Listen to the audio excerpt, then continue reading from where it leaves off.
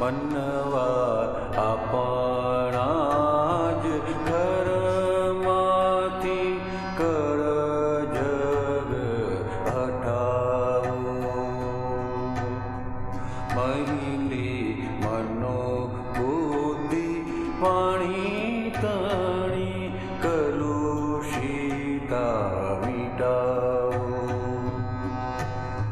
મહિલી મનો બુદ્ધિ વાણી તણી કલુષિતા મિટાવો. મનવા આપણા જ ઘરમાંથી કર જગ હટાવો.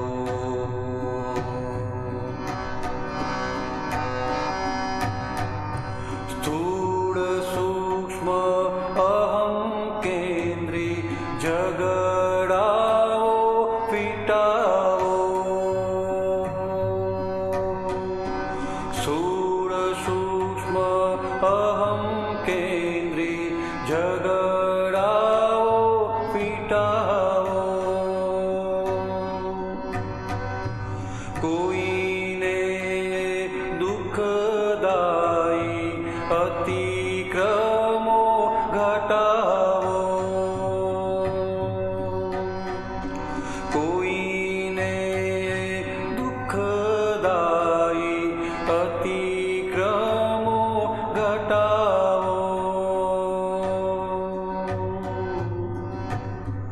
જીવના અણહકી ઈચ્છનાના બદ ધ્યાન ક્ષમાવો. જીવના અણહકી ઈચ્છનાના બદ ધ્યાન ક્ષમાવો. મનવા આપણા જ ઘરમાંથી કર જગ હટાવો.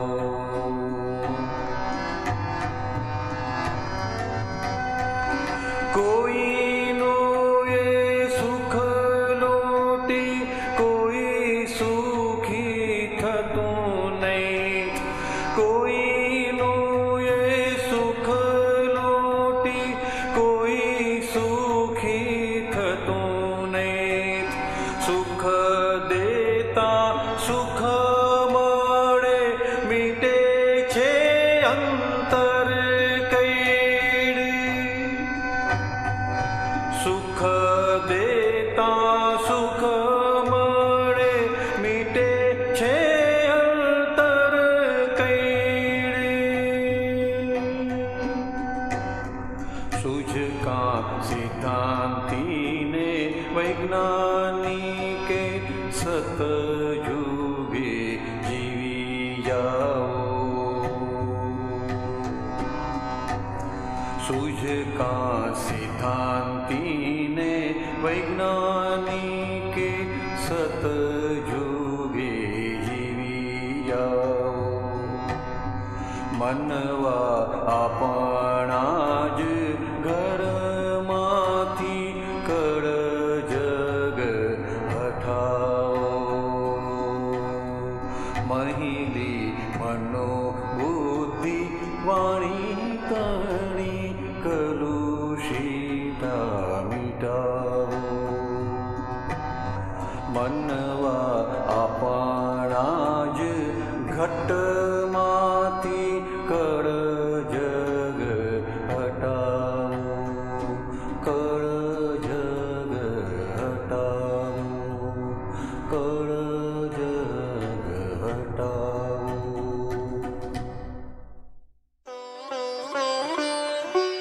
चैप्टर 19। जो व्यवहार मां बाप के संबंधों की उपेक्षा करे उसे धर्म कैसे कहा जाए?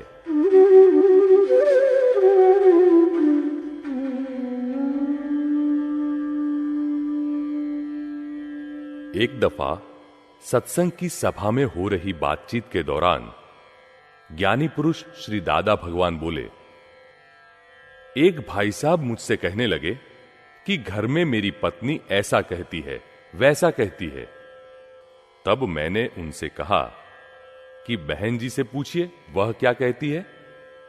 वह तो कहती है मेरे पति में अक्ल ही नहीं है, उन्हें मेरी कद्र कहां। अब जब शिकायत दोनों ओर है तो आप अकेले अपने लिए ही क्यों न्याय खोज रहे हैं। तब भाई साहब ने कहा मेरा घर बिगड़ रहा है, बच्चे बिगड़ रहे हैं, पत्नी बिगड़ गई है। तब मैंने कहा बिगड़ा कुछ भी नहीं है, तुम्हें सही तरीके से व्यवहार करना नहीं आता है। हमारा घर तो एक बगीचे, एक उपवन जैसा है। कोई गुलाब है, कोई मोगरा है, तो कोई चमेली है। आप घर में बड़े हैं, अब मान लीजिए कि आप गुलाब है तो घर के सभी सदस्यों को गुलाब बनाने की कोशिश में रहते हैं। फल फूल आए तब तक पौधे को देखते रहना है कि यह कौन सा पौधा है। मुझ में कांटे है, इसमें कांटे नहीं है, मेरा गुलाब का पौधा है या गुलाब का नहीं है। बाद में जब फूल आ जाए तब समझना कि यह मोगरा है, अतः उसके साथ मोगरे के हिसाब से व्यवहार करे। चमेली है तो उस तरह से व्यवहार करे। सामने वाले की प्रकृति के हिसाब से व्यवहार करना चाहिए। इस काल में तो घर में बच्चों के प्राकृतिक स्वभाव के साथ एडजस्ट होकर ही हमें काम लेना होगा। वाइफ की प्रकृति अलग होती है, लड़के लड़की की सभी की अलग अलग प्रकृति होती है। सभी की भिन्न भिन्न प्रकृतियों का हमें लाभ उठाना है। यह तो रिलेटिव, सापेक्ष, क्षण भंगुर संबंध है।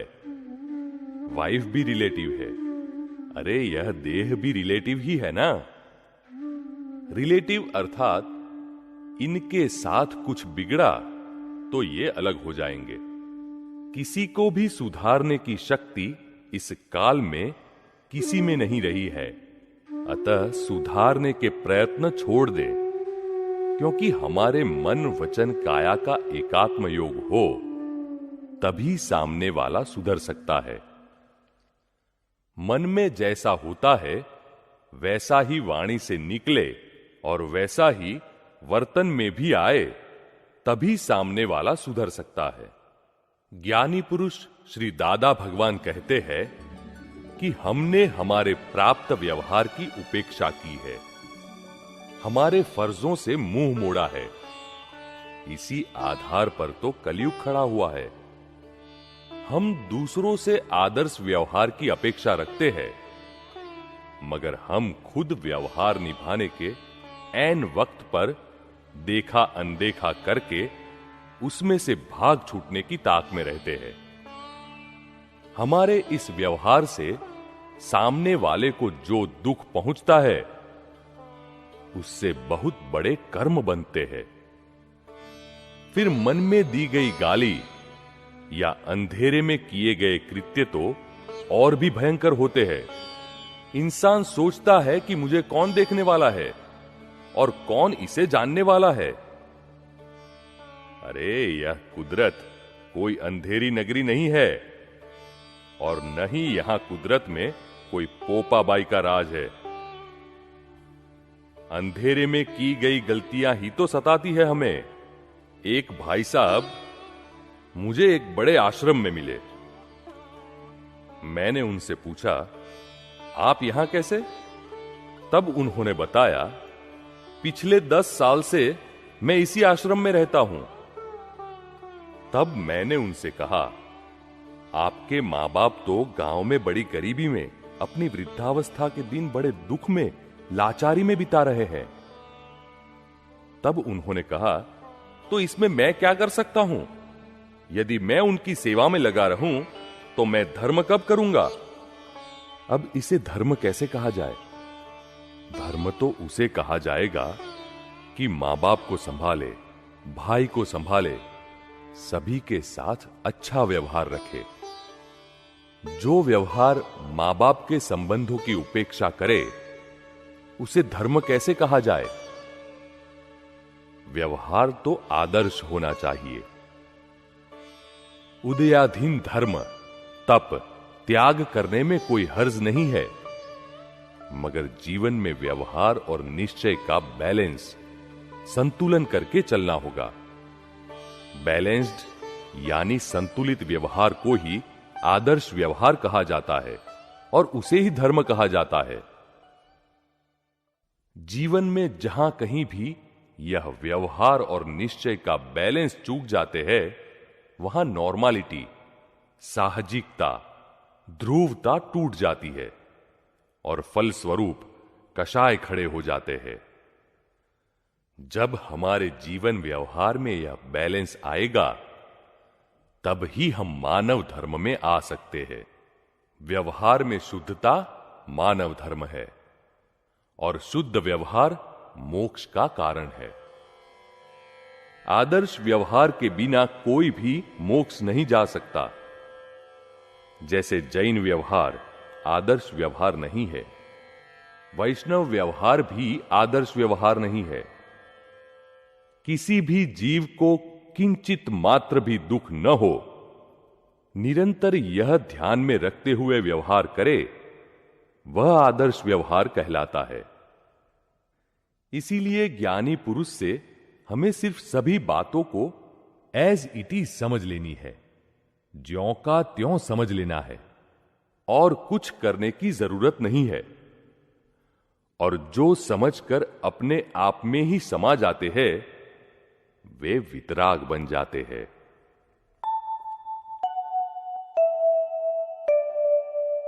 हाइलाइट्स: व्यवहार में शुद्धता मानव धर्म है और शुद्ध व्यवहार मोक्ष का कारण है। आदर्श व्यवहार के बिना कोई भी मोक्ष नहीं जा सकता।